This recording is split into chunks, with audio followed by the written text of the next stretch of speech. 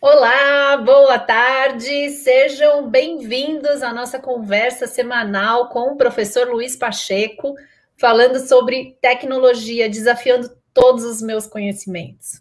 Hoje a gente vai falar sobre moedas virtuais e bitcoins. Luiz, muito boa tarde, obrigada por estar aqui com a gente mais uma vez e obrigada pela paciência, porque eu acho que eu sou a audiência mais desqualificada, mas eu vou ficar qualificada, hein? Depois de umas 10 lives com o Luiz, ninguém me segura aí para falar de tecnologia. Já até sei o que é blockchain. Se você que está nos assistindo não sabe o que é blockchain, vai na nossa live da semana passada, porque eu entendi, e se eu entendi, você com certeza também vai entender. Luiz, boa tarde. Boa tarde, Carol. Obrigado pelo convite, é um prazer estar aqui. E a paciência não precisa agradecer, não. É um prazer poder compartilhar essas coisas, né? E quando você me dá um feedback de que conseguiu realmente absorver e entender o conteúdo, fico muito feliz com isso. Sinal que a linguagem está adequada, sinal que as pessoas vão conseguir também assimilar isso e, quem sabe, a gente consegue passar essa mensagem para muita gente. Ó, de verdade, entendi mesmo, porque se eu não tivesse entendido, eu te falava também. Isso aí.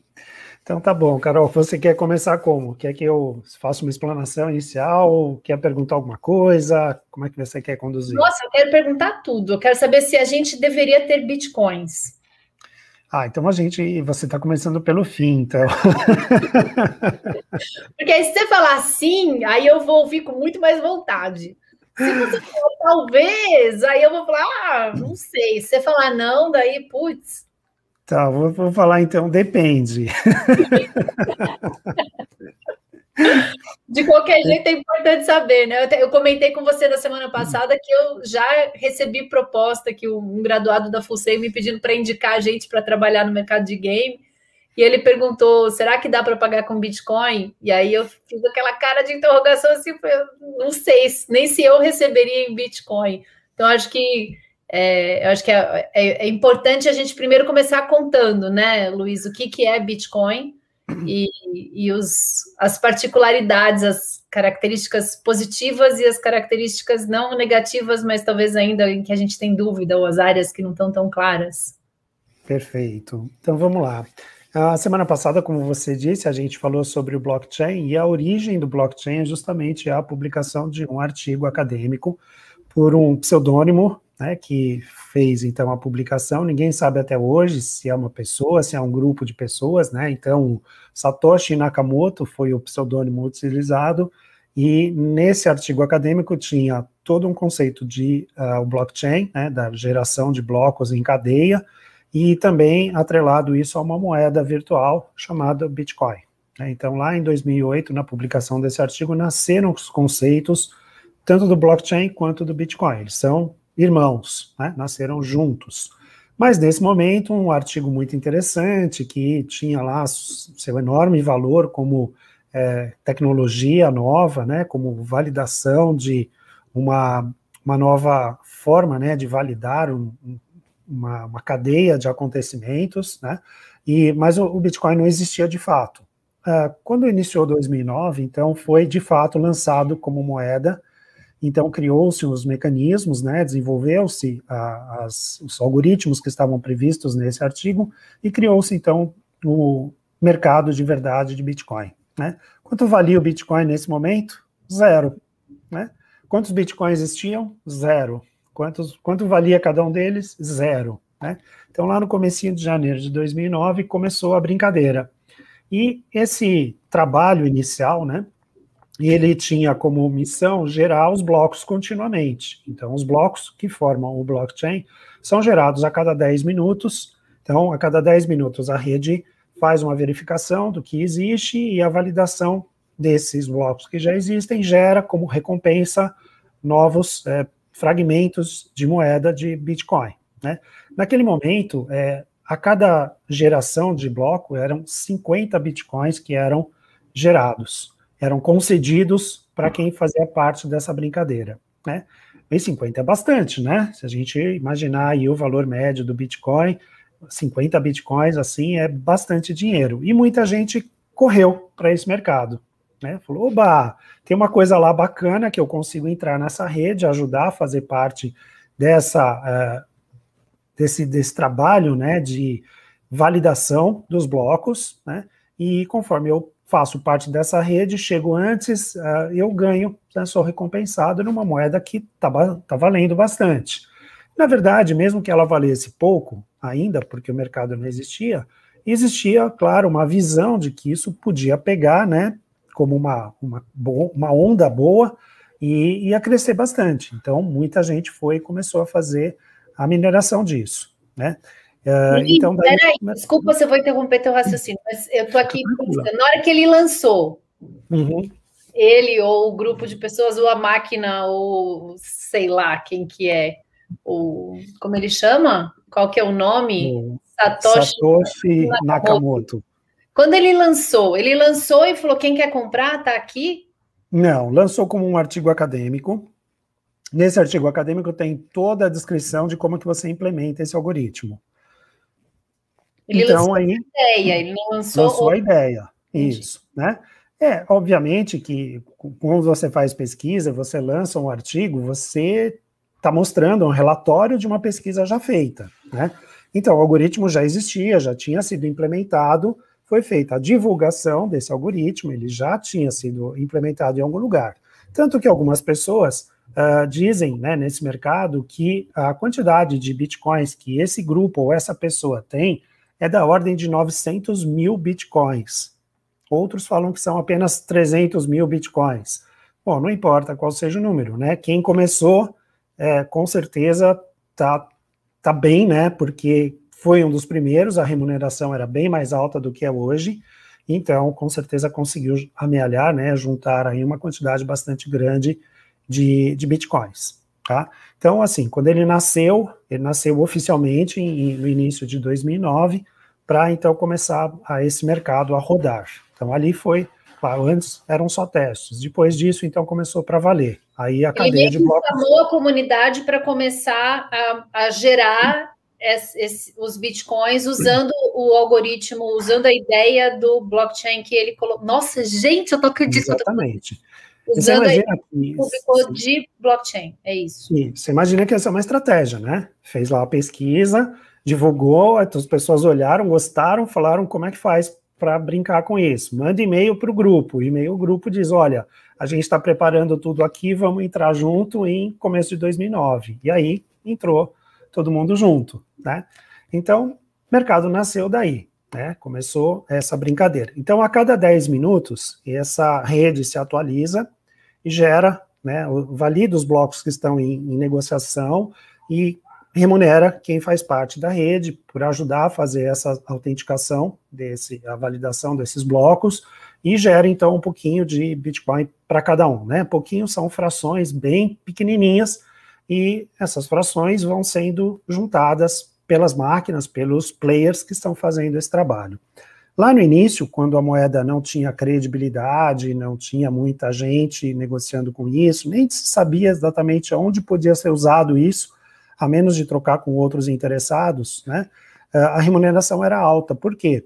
Quando você tem um mercado incipiente, você precisa convencer as pessoas para entrar nesse mercado. E o modo de convencer é pagar bastante, tá certo? Então você remunera bem e as pessoas vão para o mercado. Então, a previsão que já existia desde o início é que a cada 4 anos reduz pela metade a quantidade de blocos que você consegue, aliás, a quantidade de bitcoins por bloco que você consegue juntar nessas checagens, nesse trabalho de validação.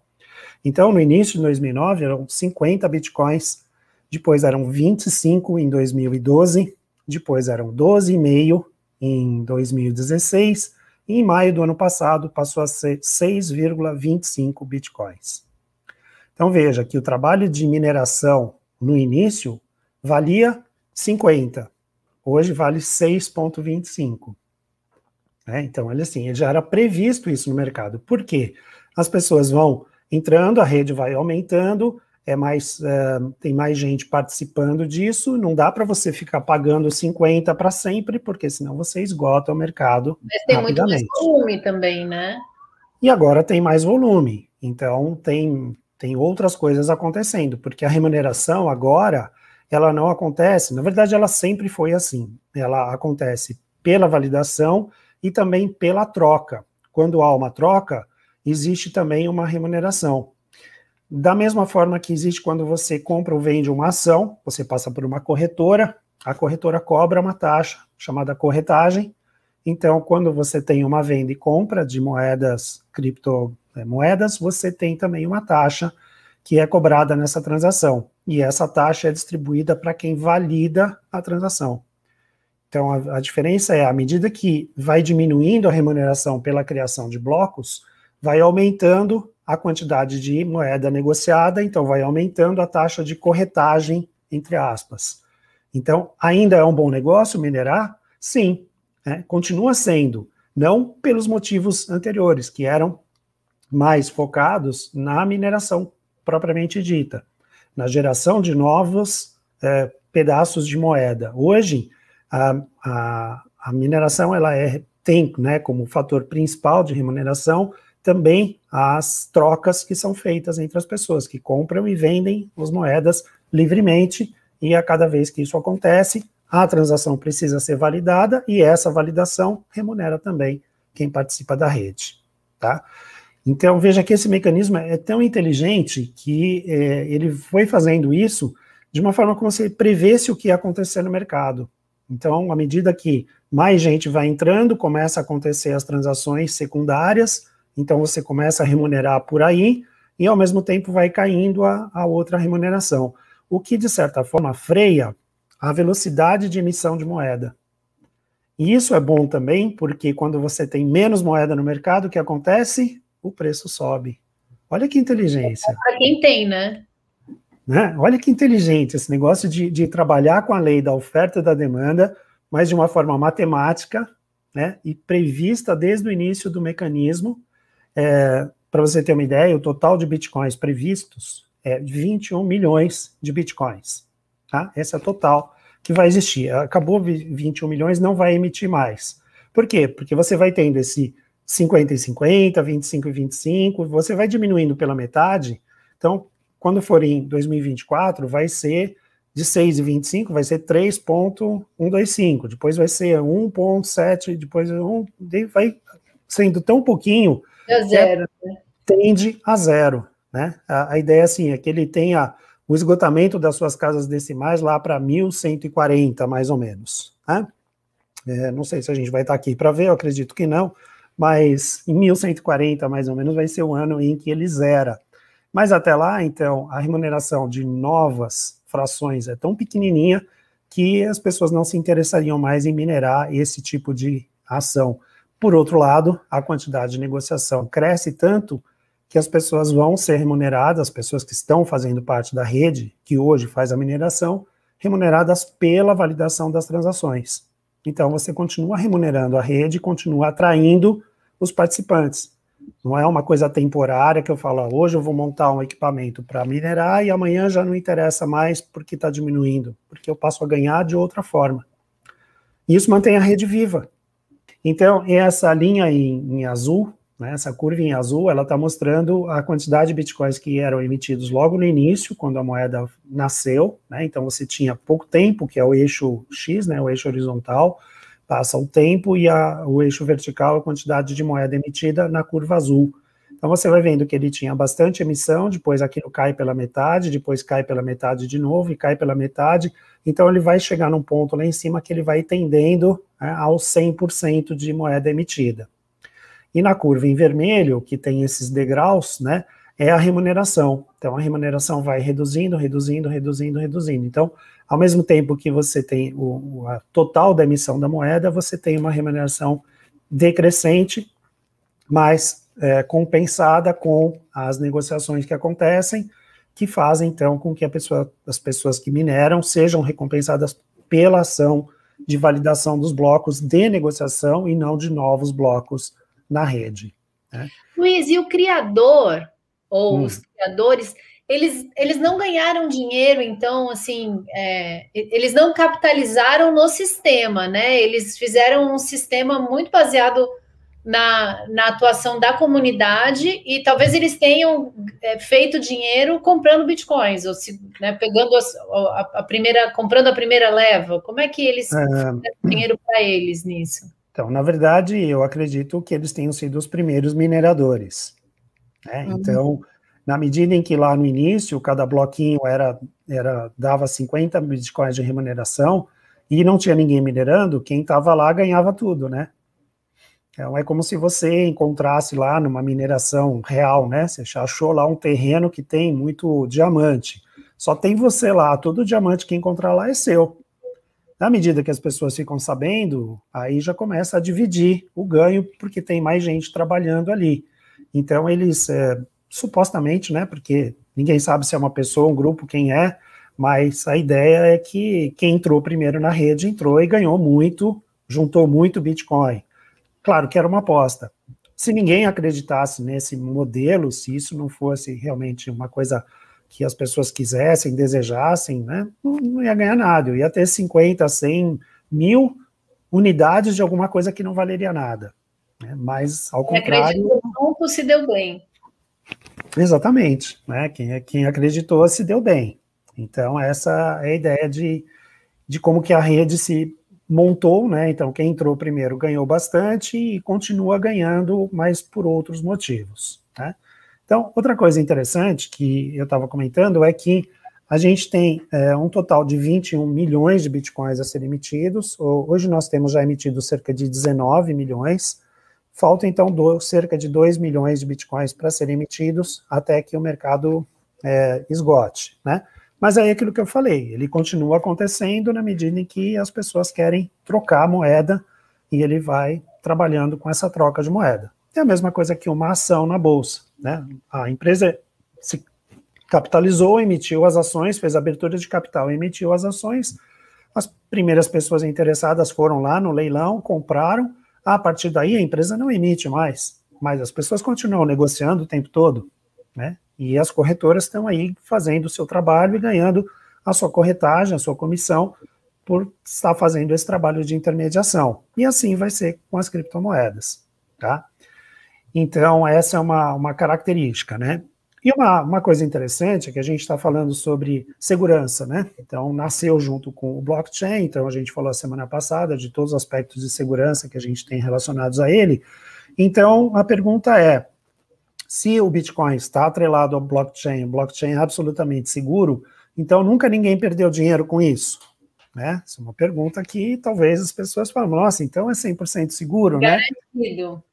E aí o que pode acontecer é o seguinte, primeiro que, ao contrário de uma ação ou algo que você tem registrado, algum ativo que você tem registrado, ele vai gravado lá, em algum lugar tem um registro de que é seu, né, de que a Carol Olival, com o CPF e tal, é proprietária daquele ativo.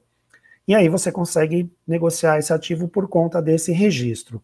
Só que no Bitcoin, o registro é apenas virtual. Você recebe apenas uma chave, lembra a história da criptografia, da chave primária, chave pública?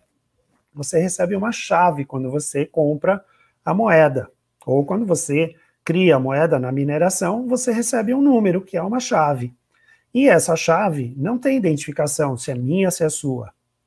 Isso significa que se você perder essa chave, sabe quem consegue recuperar ela? Ninguém.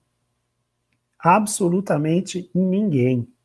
Então, uma coisa que se estimam é que 3 a 4 milhões de bitcoins estão perdidos para sempre. Olha só, dos 19 milhões de bitcoins criados, 3 a 4 milhões estão perdidos para sempre, porque perdeu-se o registro desse código, dessa chave, e ninguém consegue recuperar essa chave. Isso valoriza o Bitcoin que não foi perdido? De certa forma, sim, porque tem mais raridade, né? Então aí, se era 21 milhões no total, agora já tirou 3 ou 4 milhões, agora tem só 18, 17 milhões de bitcoins, né? De certa forma valoriza, com certeza, né? Bem, essa primeira pergunta, pode se perder então, né? Ele continua sendo seguro e justamente por ele ser tão seguro é que você pode perder. porque você perde a chave e nunca mais consegue abrir. Mesma coisa que tem um cofre e não conseguir abrir o cofre de jeito algum, né? Mas também houve... Né? Aquele papelzinho que você guarda. E também outra coisa, se qualquer... Você pode perder e uma pessoa achar, e essa pessoa que achasse se ligar que isso ela ganhou, né? Exatamente. Ele não é ligado a você, né? Não tem não é ligado a você. Registro, é só um número. É de quem tiver o número.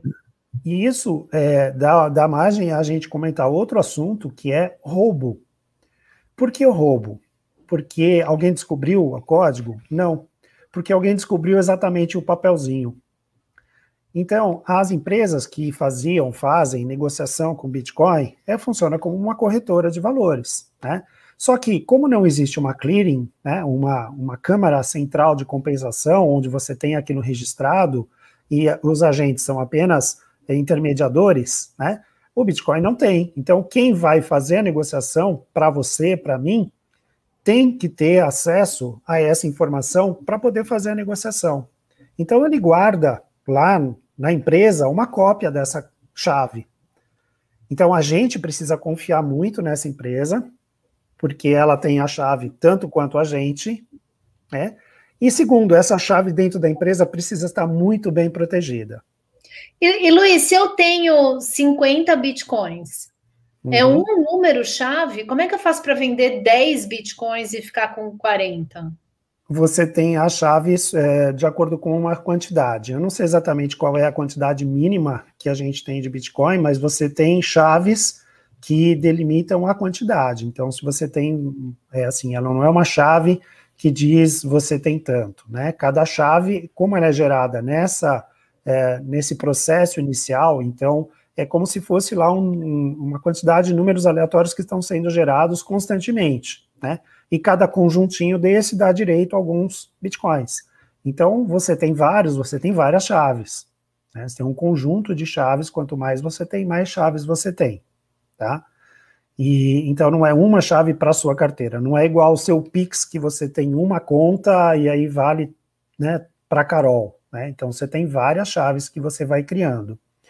E aí o que acontece? Quando você tem essa possibilidade de compartilhar, né, as suas chaves com a empresa, e essa empresa não guarda adequadamente essas chaves, alguém pode ir lá e pegar essa chave, copiar, e aí faz a transferência, a negociação no mercado, e a hora que você vai ver, você não tem mais nada. Quando você apresentar a chave lá, vai dizer assim, opa, essa chave aqui já foi usada, ela não é mais sua. Ela perdeu a sua negociação. Porque lembra aquela história da chave pública e privada? Aí você não vai ter mais acesso a abrir o cofre. Você tem a chave, mas a chave já não vale mais, porque o correspondente dela que está lá na negociação já não é mais o seu. Então, aconteceu isso, né? Tem uma empresa de negociação de bitcoins, não lembro agora o país, na Ásia, e eles sofreram um ataque hacking e foi roubado quase 1 milhão de bitcoins dos clientes deles. 1 milhão? Isso. Eles, isso foi lá em 2013, 2014. Nada, né? Lamenta. Lamenta, né? A empresa foi à falência, obviamente, né? E tinha vários investidores. Junto, né? Muita gente junto, tinham fundos de investimento, tinham vários grandes investidores, né? E agora tenta se recuperar isso de alguma forma, né? Tentando reconstruir as chaves, tentando, né, saber, eu tenho um pedaço da chave, eu tentar refazer as operações mas estima-se que boa parte disso nunca mais seja possível de ser recuperado, e até porque também muita coisa já foi negociada, já foi renegociada, então você não consegue mais acesso, né? Então, teve 2 grandes casos, esse que foi 850 mil bitcoins, e teve um outro caso de 120 mil bitcoins, também de ataque e hacking, e isso dá quase 1 milhão de bitcoins, né? Então, mas esses não estão perdidos, né? Aqueles 3 a 4 milhões realmente é perda. Esses são alguém que a gente só não sabe quem é, né? Agora, esses que foram roubados, esses com certeza voltaram para o mercado e foram renegociados, tá? Então, isso é o que acontece um pouco no mercado, tá?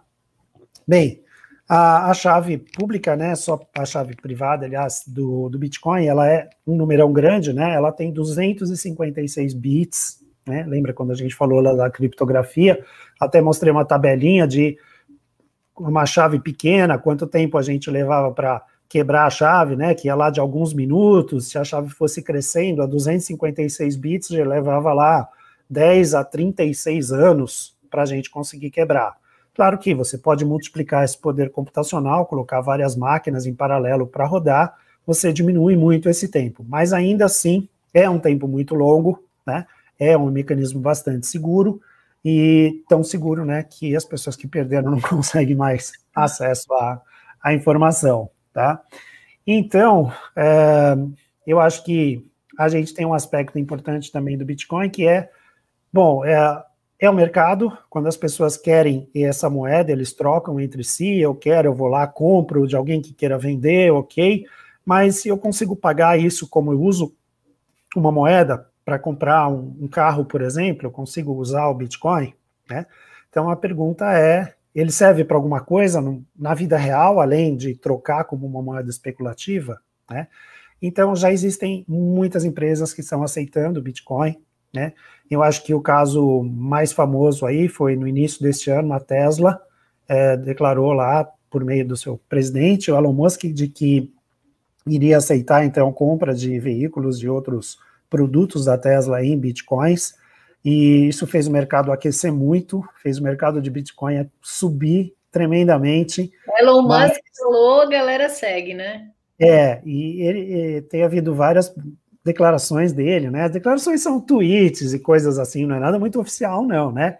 Mas lá no tweet, falou alguma coisa, já altera o resultado lá da cotação da moeda.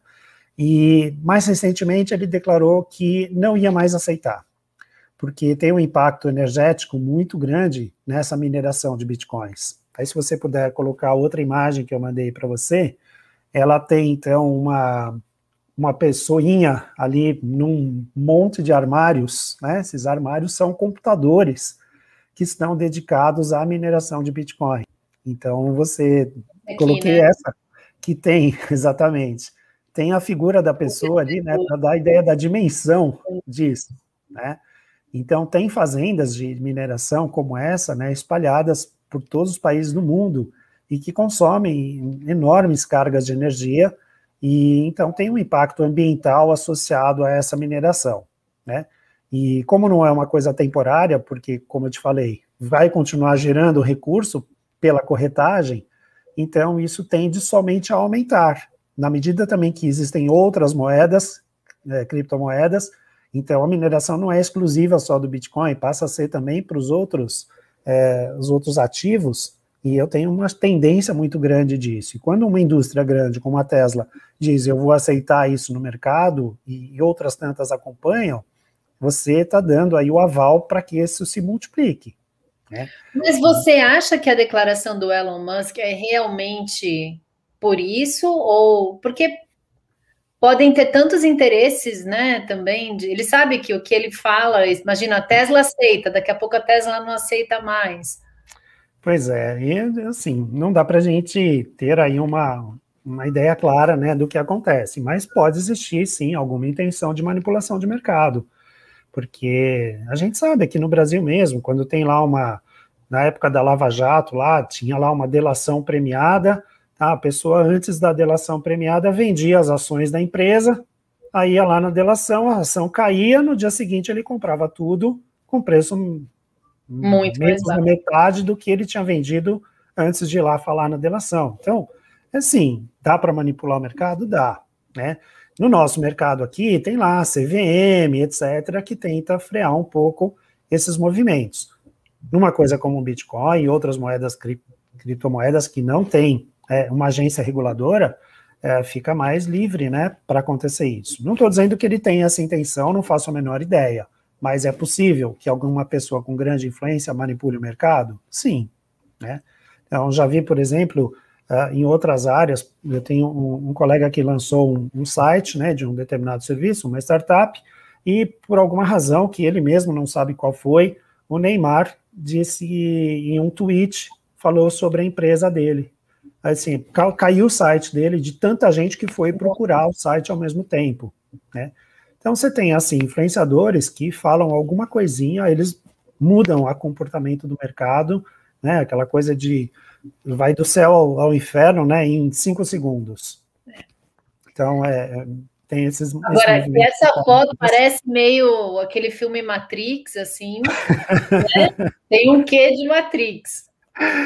Isso tem muitos dessas fazendas por aí, né? Como eu te falei, não é só o Bitcoin, gente, tem muitas moedas virtuais existindo, então tem o Ethereum, que é uma moeda forte também, mas tem o Binance, tem o Cardano, tem o Litecoin, tem várias moedas por aí, já são mais de centenas de moedas, né, das fortes que existem por aí, e não é só a Tesla, né, a Amazon aceita Bitcoins, a Dell Computadores aceita Bitcoin, eu acho que só nos Estados Unidos, mas em breve deve aceitar em outros lugares também.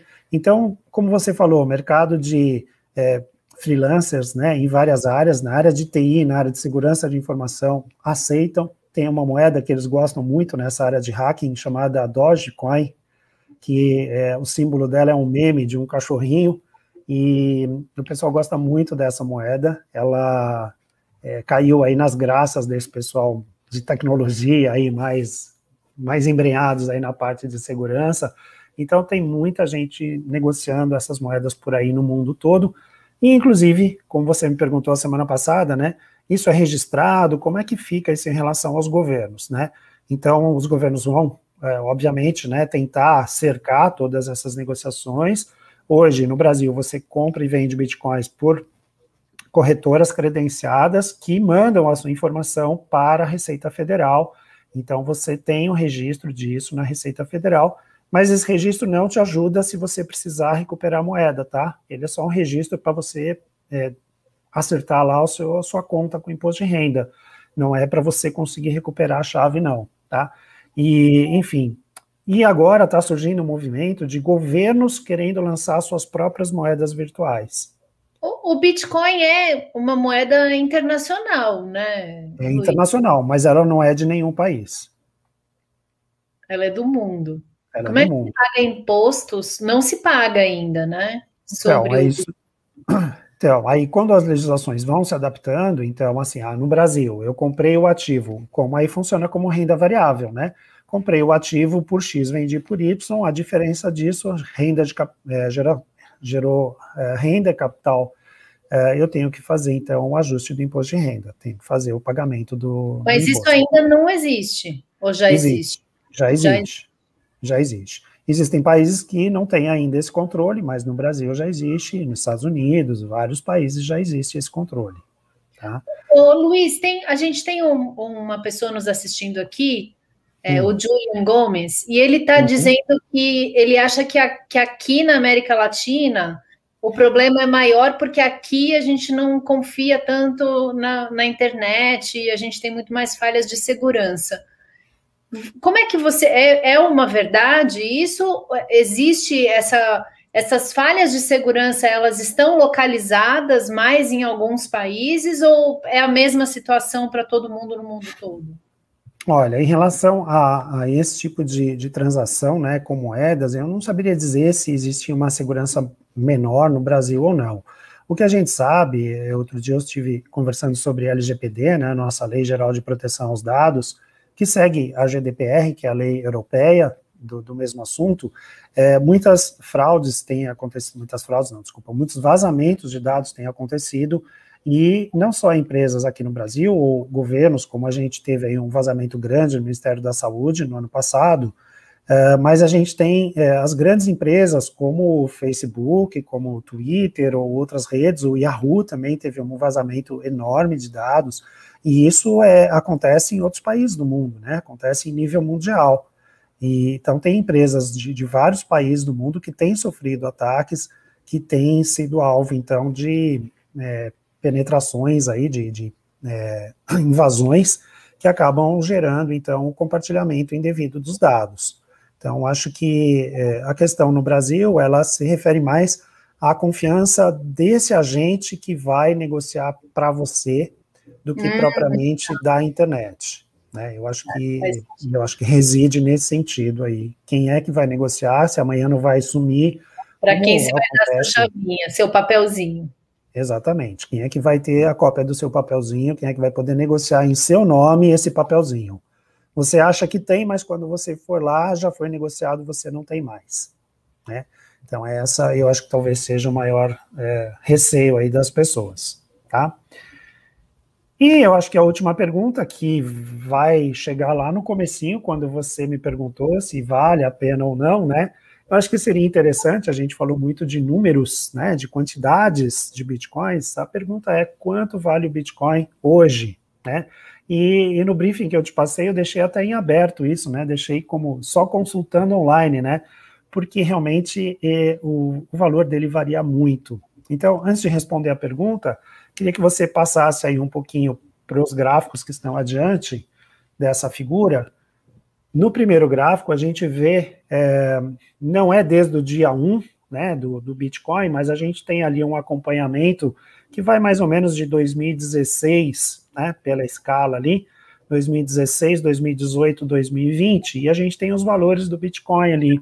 Então, lá em 20 de novembro de 2015, ele valia $327, tá? Aí em 2018, em meados de 2018, ele teve um pico ali, deu uma crescidinha, depois voltou a cair, depois 2020 ele deu uma aquecida, e olha o que aconteceu para a direita do gráfico em 2021. Olha como ele está grande. Oi? O povo ficou feliz. O povo ficou feliz. Né? Então imagina, quem tinha lá $327, hoje está na faixa de $40 mil o Bitcoin, tá? Passa para outro gráfico, por favor, que a gente vai ver mais no detalhe. E aquele lá era o máximo, né, que eu consigo ter nessa representação, que vai ali mais ou menos de 2015. Esse é agora para um ano, né, então a gente tem a valorização aí de um ano. Veja como ele subiu ali do ano passado, né, mais ou menos de maio do ano passado, então, para agora, né, e os movimentos que acontecem ali, mais recentemente, eu acho um pouco dessas declarações da Tesla de que não vai mais aceitar o Bitcoin. Observe ali, eu deixei marcado esse ponto, volta um pouquinho, por favor. Esse ponto de máximo que ela aconteceu em 13 de abril desse ano, que foi $63.588. Então, eu te falei que ele está na faixa de 40, ele valeu um mês atrás 63 mil. Então, olha a variação. Dólares, tá? Aí vamos ver mais detalhes, né? E esse foi de um ano. Aí, no próximo gráfico, a gente passa para um mês. E nesse mês, olha o que aconteceu com ele, né? Ele está aí nessa curva que vai ladeira abaixo, né? E ele teve lá o seu menor valor a domingo passado, dia 23 de maio, que ele valeu $34.742. Tá? Então veja como que ele chegou a 63 mil há um mês atrás, aí agora, dia 23, né? Uma oscilação metade, né? De 63 para 34 é praticamente metade. Ele caiu pela metade o seu valor, né? E agora começou a subir, daí a gente pode ver mais também no próximo gráfico. Essa é uma oscilação. Para ter Bitcoin, Luiz, precisa estar com um plano de saúde em dia, seus check-ups de funcionamento cardíaco, porque dá para ficar doido, hein? Esse é o gráfico de um dia de Bitcoin. Olha o quanto ele varia. Se a gente observar lá o pico que aconteceu logo no início da madrugada, né, entre 1h da manhã, mais ou menos ali, ele está batendo quase nos 40 mil, né? E no pior momento desse dia que eu trouxe como exemplo, ele estava valendo ali algo em torno de 36 mil e pouquinho. Ou seja, de 40 para 36, a gente teve mais ou menos 10% de perda no meio do dia, da 1h da manhã até o meio-dia. Nossa senhora, tem que... Do mesmo jeito que ele caiu, ele começou a subir de novo. Forte. Né? Então, é isso, né? Eu acho que a resposta... Não dá nem tempo de falar vende, a hora que você falou vende, já não vende mais. Isso, né? Quando você terminou a palavra, né? Vende, quando você chegou no D, já mudou o mercado. Assim, você não quero mais. Esquece, não é mais para vender. Compra. né? Não tem milagre também, né, Luiz? Onde se ganha muito, tem que estar disposto também a entender que pode perder muito, né? Ah, sim, com certeza, né? Você pode fazer algumas consultas, né? E cada vez que você consultar, o valor vai ser diferente, né? Então, antes O da Nelson gente... aqui, Nelson! Que saudade de você! O Nelson é nosso graduado. Eu comentei de você, Nelson, para o Luiz na semana passada, quando a gente falou que ia falar de Bitcoin. O Nelson é o apaixonado por Bitcoins. Legal, ele pode ajudar a gente aí também nessas coisas que a gente está falando. E antes de entrar na live, eu fiz uma consulta aqui e o Bitcoin estava valendo 38.600 dólares. Eu atualizei essa consulta agora, ele está falando 38.957. Ou seja, ele cresceu aqui uns 300 dólares só enquanto a gente estava conversando aqui. Tá? Enquanto a gente estava conversando aqui, ele cresceu 300 dólares. E como ele é mundial, e ele está 24 horas por dia em negociação, isso não para nunca, né? Então, pensa naquele gráfico lá, pensa que aquele é o seu ritmo de batimento cardíaco, né? Como que você vai passar no seu dia, né? Por um estado de estresse, num estado de euforia, quando ele cresce muito, você fica feliz porque ganhou muito, ou um momento de pico, de baixa, é que você fala, estou perdendo muito dinheiro, o que eu vou fazer? Não dá nem tempo, né? Não, acho que você não consegue nem ajustar a emoção, porque já vem a próxima, já vem a próxima. Então, assim, é uma moeda que tem uma volatilidade muito alta, uma moeda não, vamos dizer, um ativo que tem uma volatilidade muito alta. Os outros ativos, criptomoedas, também têm a mesma característica, né? Os mecanismos que regem o funcionamento das outras moedas são muito parecidos, ou são cópias idênticas do Bitcoin, só com outro nome, ou são pequenos ajustes que foram feitos, adaptações para ter uma coisinha diferente, uma pitadinha de coisa diferente, mas todas elas seguem muito parecido a esse padrão, e o comportamento delas no mercado, ou seja, no mercado secundário, de compra e venda, também tem as mesmas características. Então, todas elas são assim, oscilam muito, qualquer coisinha é motivo para ela subir muito ou cair muito, e é muito difícil você ter uma previsão, né? Mas para quem gosta de emoção, quem gosta de um mercado bastante arrojado, né, ousado dessa forma, é um super divertimento aí para ficar fazendo isso, mas também você não dorme, né? Porque dormiu, piscou, já mudou tudo. Tem que desapegar, eu acho, né? E saber que vai ter hora que você vai ganhar um monte, mas vai ter hora que você vai perder também. Nelson, faz seu check-up, hein? Olha, esse coração não descuida. Eu só imagino a adrenalina que é, porque na bolsa já é, né? Então, pelo amor. Exato. Você, particularmente, Luiz, você acredita que esse é o futuro da economia, que a gente tende a ir mais para criptomoedas e menos para o dinheiro tradicional? Eu acho que eles não se substituem, eu acho que eles se complementam, né? Como eu comentei com você antes, né? Lá no sistema de pagamentos brasileiro, quando a gente teve a primeira implantação, lá falava que o dinheiro de papel ia acabar, né? E de lá para cá a gente não tem mais cheque e dinheiro em papel a gente usa muito pouco, né? Tanto que a tal nota de R$ 200 que emitiram lá, eu nunca vi uma e acho que nem vou ver tão cedo, né? Uma lenda, né? É uma lenda, né? Virou uma lenda urbana, porque a gente usa dinheiro de plástico, né? A gente usa o cartão e talvez nem o cartão mais, porque a gente tem os dispositivos NFC, né? De pulseira, de relógio, né? O cartão de aproximação e tudo digitalizado. A gente tem moedas como o meio de pagamento, como um PicPay, por exemplo. A gente tem o Pix agora. A gente tem o WhatsApp, que é o meio de pagamento do WhatsApp. Então, veja como isso vai tomando conta, né, da nossa vida, e a gente vai ter uma série de transações sendo feitas que não passam mais pelo sistema de controle do Banco Central do país. E isso acontece em todos os países, né? Então, a gente vai continuar tendo a moeda oficial do país. A China está de olho nisso, está lançando a sua moeda oficial virtual, né, para não ficar perdendo o mercado, vamos chamar assim, né? Isso deve acontecer em outros países também. Então, a segurança que a gente consegue impor pelo blockchain para uma moeda virtual, ela deve ser aproveitada pelos governos. Então, hoje ainda existe muita desconfiança se uma nota que você pega no, né, o estabelecimento, quando recebe a sua nota, vai botar lá contra a luz para ver se ela é, né, real ou se ela é falsa. Com o dinheiro virtual, isso não acontece mais.